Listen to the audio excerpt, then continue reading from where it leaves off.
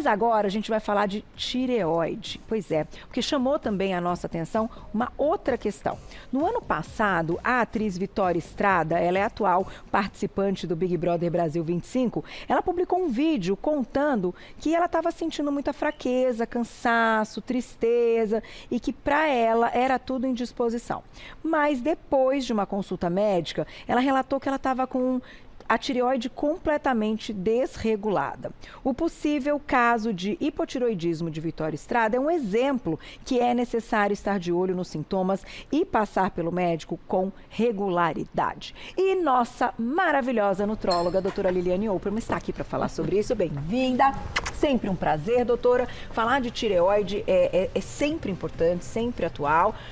E alguns casos que chamam a atenção na mídia, claro, fazem, né? Trazem aí a nossa ideia de colocar o assunto. O que hoje você tem para nos contar a respeito dessa questão do hipotireoidismo?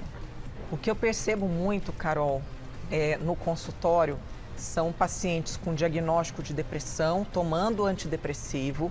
Tá. E tudo começava basicamente como a Vitória. Era aquela indisposição para fazer as coisas que antes gostava. Tristezinha. Né? É claro que todo esse cansaço vai levando essa melancolia.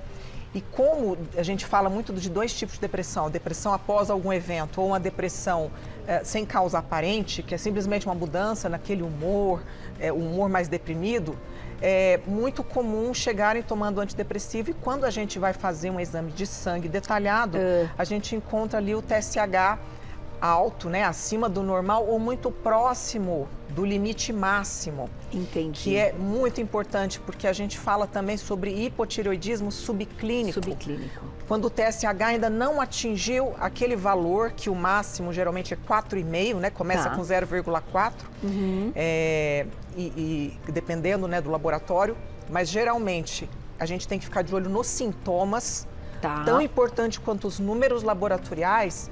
O paciente está referindo, até a gente deixou aqui para diferenciar o hipo do hiper, né? A indisposição, a sonolência, os sintomas de depressão, constipação, retenção de líquido, sensibilidade ao frio, sempre aquela mãozinha gelada, pé gelado, aquela sensação de tristeza, mudança do cabelo, da pele, a pele ressecada, cabelo, né, fragilizado, bem comum também no hipertireoidismo, nessa questão do cabelo. Mas diferente do hipo, que tem aquelas extremidades frias, lá é calor, é palpitação, é insônia, agitação, ansiedade. Aqui perda de peso, aqui ganho de peso. Claro que a gente está falando de um ganho de peso também pela retenção de líquido. Não é a pessoa que está 20 quilos a mais por hipotireoidismo. Uma parte desse peso a gente pode colocar no hipo. E também, como o metabolismo fica um pouquinho mais lento, queima menos. Então, meio... E como você tem desânimo, você já também não quer fazer exercício, uma coisa vai levando a outra. E isso tem tratamento, é um tratamento muito simples, é tomar o hormônio pela manhã em jejum.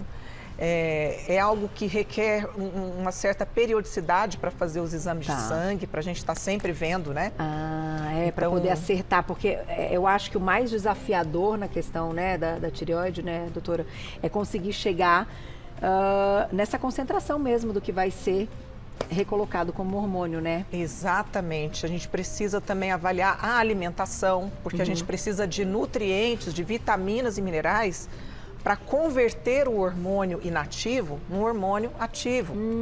A gente precisa de selênio, a gente precisa de iodo, depois a gente vai mostrar uma tabelinha também com esses alimentos que são importantes. Olha, doutora, não sabia. Então, não é só simplesmente repor o hormônio.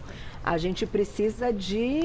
Como tudo na vida, eu falo que a gente precisa tratar, que no caso é repor o hormônio, ou no caso às vezes o medicamento, mas o que está causando? Qual é a causa? É deficiência de algum nutriente?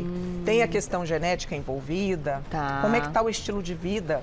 A gente vê o impacto do estilo de vida até na tireoidite de Hashimoto, que é basicamente uma inflamação onde o organismo ele passa a produzir anticorpos contra a própria tireoide. Então, o hipotireoidismo que nós estamos comentando aqui, no caso da Vitória, que a gente falou aí na nota, nem sei dizer, mas é um hipotireoidismo que não é autoimune.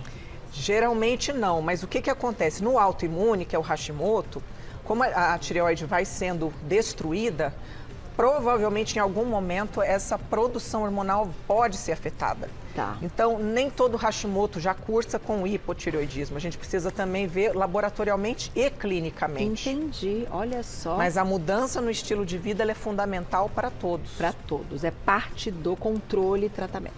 Isso, uma vida anti-inflamatória.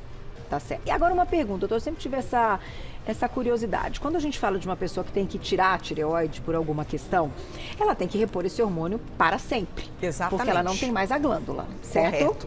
Quando a gente fala de hipo, a gente tem, então, o quadro sendo revertido? Em alguns casos pode sim, é muito comum, né? Por exemplo, numa gravidez, até porque os valores de TSH na gravidez, eles caem um pouquinho, aí a gente já está falando até de 2,5, dependendo aí do laboratório.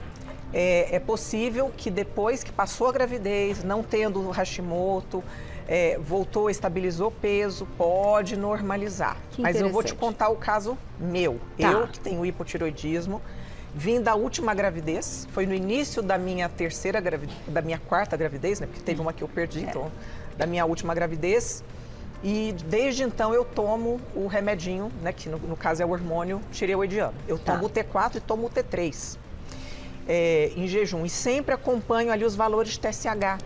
Como eles estão normais, eu estou me sentindo bem, então eu acabo que vou sempre monitorando. Eu já passei a diminuir a dosagem. Entendi. Quase retirei, mas teve pacientes que a gente tirou, teve pacientes... Olha que interessante. Você sabe que eu nunca perguntei isso, doutor, e é uma curiosidade, porque a gente tem a impressão que todo e qualquer hipotireoidismo é autoimune. Então, não.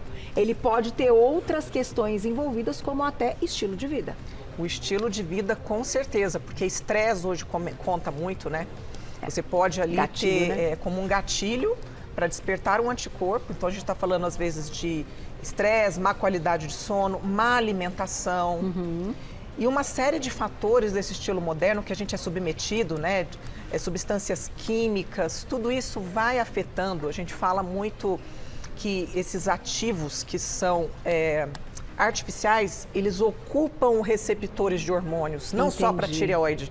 Todo o nosso organismo, eles têm esses anti-hormônios que ocupam o lugar de um hormônio, então o hormônio não age, porque tem um tóxico ali ocupando o lugar. Que loucura, né? A gente tá vendo? Olha, realmente, é por isso que eu gosto de Você Bonito, porque a gente vai além. Vamos colocar a tabelinha que a doutora comentou pra gente entender também qual é a nossa parte, né? O medicamento tá ali pra gente repor, mas a gente precisa de nutrientes. Então vamos lá, pode falar, doutora. Então as fontes de iodo, né? E faltou algas também, que é excelente fonte de iodo. Então peixes, carnes, ovos, as algas, o selênio, de uma a duas castanhas do Pará por dia repõe tudo que a gente precisa de selênio, mas também frutos do mar, frango, carne, cogumelos. A vitamina A, né, presente nos laticínios, nas frutas amarelas, ovos, peixes. A B12, peixe, ovos, carnes também, a B12, principalmente alimentos de origem animal. O zinco, castanhas, amendoim, as oleaginosas no geral, as carnes, frutos do mar. Vitamina D. É muito importante. Muito importante, né? Não só falando dos óleos que a gente consome, mas peixes, ovos, leite, mas a exposição solar para a conversão na vitamina D ativa. Um pouquinho precisa, né, doutora? Precisa, de preferência naquele horário que o sol é mais amigo, né? Dizem que não é o melhor sol para absorver, para converter a vitamina D. Mas a gente quer preservar a nossa pele, né? Também. Então fica um pouquinho lá, um pouquinho aqui. É a recomendação quando a gente conversa com dermatologistas, quando a gente conversa com nutrólogos, tem que colocar na balança o equilíbrio. O equilíbrio certo, sempre. Doutor, equilíbrio.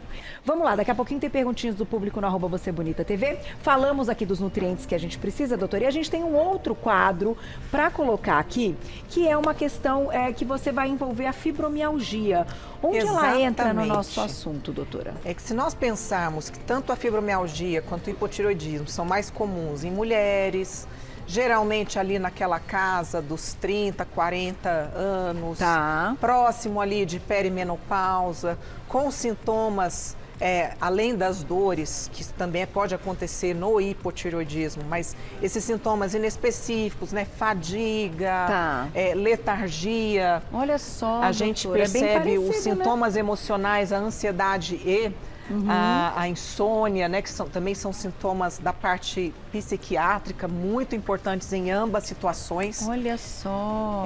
Eu falo muito que o hipo, ele é uma doença do nutrólogo, do endócrino, do clínico. A fibromialgia é de qualquer médico, porque a fibromialgia, tudo o que você imaginar, são catalogados diversos sintomas. E cada pessoa, você tem às vezes 2 mulheres com diagnóstico de fibromialgia, cada uma sente de um jeito. Olha, que interessante. Então é um estudo que foi comparado uma população que só tinha o diagnóstico de fibro e outra que tinha o hipotireoidismo e mais a fibromialgia. Olha, então a bastante. ansiedade, ela estava presente em 84% das pacientes somente de fibro e sobe para 91,7% nas que também tinham hipo. A fadiga, em torno de 36,8% só na fibro, vai para 85,1%. O sono não reparador, que é muito importante como um diagnóstico da fibro, aqui também 36,8%, subindo para 77,8%, ou seja, eu durmo, mas nunca descanso. Insônia, próximo, né, de 41%, sobe para 50%. Dor de cabeça, cefaleia, 36,8%, quase que duplicando para o paciente que tem o hipo e mais a fibro. Mas a minha pergunta é a seguinte, quando a gente corrige o hipo, ele pode ajudar nos sintomas da fibromialgia? Demais, é muito importante. Paciente com a fibromialgia, a gente tem que descartar esses hipotireoidismos subclínicos. Entendi. A gente precisa mexer nesse estilo de vida. Naquela questão. Pode ser algo... Porque quando a gente fala de fibromialgia, né, doutora, a gente pode voltar para cá. Dói em ouvir todas essas queixas de um paciente que tem fibromialgia, né? E que demora anos para conseguir o diagnóstico, porque depende de uma série de questões. E olha que interessante que a doutora está trazendo hoje. De repente, melhorar outras questões podem diminuir os sintomas, ainda que ela não vai deixar de ter a fibromialgia, mas vai ter qualidade de vida. A fibromialgia, ela pode, não vou deixar de dizer totalmente deixar de ter, mas se você volta para o estilo de vida que lhe adoeceu, aquilo que você sentia volta novamente. Tá. Então, antes de qualquer cura, antes da gente se curar de qualquer doença, de qualquer moléstia, a gente tem que primeiro se perguntar: eu estou realmente abrindo mão daquele estilo de vida que me adoeceu? Se eu quero abrir mão, eu vou me curar. Se não, isso vai ficar sempre ali presente na nossa vida. Tá certo. Já tem perguntinhas do público, mas me chamou a atenção também que a doutora comentou no início do programa que tem um teste que a gente pode fazer em casa para, de repente, suspeitar que pode estar acontecendo alguma coisa. E é muito simples. Um termômetro, de preferência, ver se ele está regulado. Tá bom. Durante 5 manhãs, quando a pessoa acorda, antes de sair da cama, ela pega o termômetro e mede a temperatura. E vai observar, anotando, durante 5 manhãs consecutivas. Tá. Eu tenho essas 5 medições, eu somo e divido por 5, que é a média. Tá. Se a média for menor do que 36,5 graus Celsius, é muito provável que exista um hipotireoidismo. Porque o normal é entre 36,5, 36,6 até 37. Tá. Se a média estiver próxima de 37, é muito provável que eu tenha que investigar o hipertireoidismo. Que interessante, doutora. Só precisa de um termômetro. Só precisa de um termômetro. E uma calculadora. As pessoas, a gente pode dizer assim, quem tem mais frio e o ambiente nem está tão frio assim, também podem já, assim, suspeitar. Um alerta. Com certeza. Você sabe que eu trouxe uma figura importante, né? A gente está falando hoje da Vitória, que é uma atriz muito conhecida, mas existe um quadro muito famoso, que é a Mona Lisa.